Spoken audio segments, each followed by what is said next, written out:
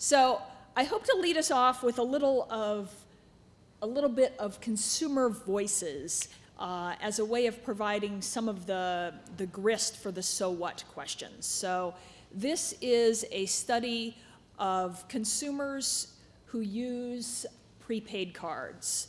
By prepaid cards, we are looking at general purpose cards. Prepaid is a big area. It includes gift cards, store gift cards, and so on. But we're talking about open loop cards, cards that can be loaded by the consumer or direct deposit and can be used anywhere that you can use a Visa, MasterCard, any conventional credit or debit card.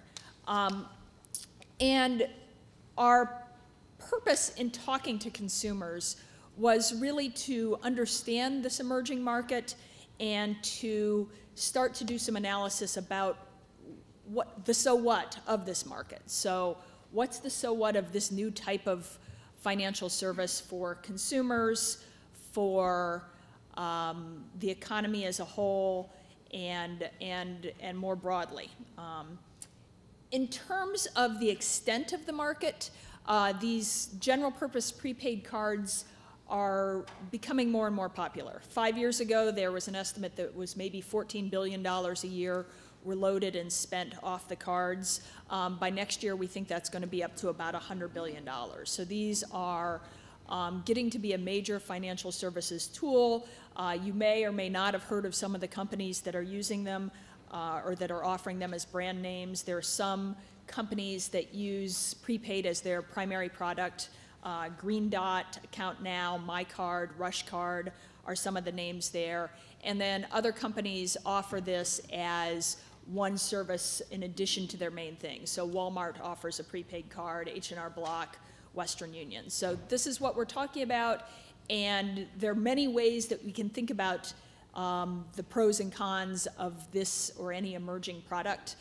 You want to know kind of the features of the card, how they're offered, how they're used, the big impacts. By talking to consumers, we can get some answers to some of those questions. So this is not meant to be an overall assessment, but really just consumer views.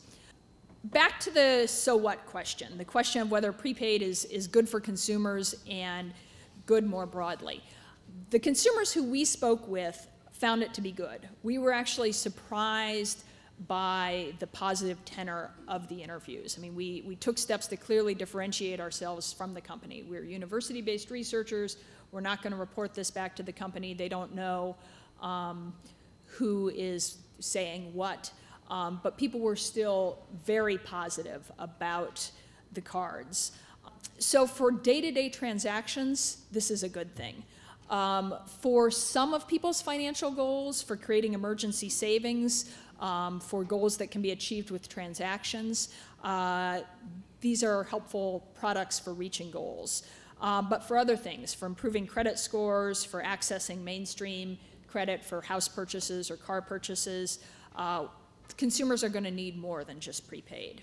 So as the industry itself continues to evolve, it'll be interesting to look at how the features evolve, particularly given the economic environment, given recent regulatory changes that in some ways may be making mainstream transaction accounts behave a little more like prepaid cards.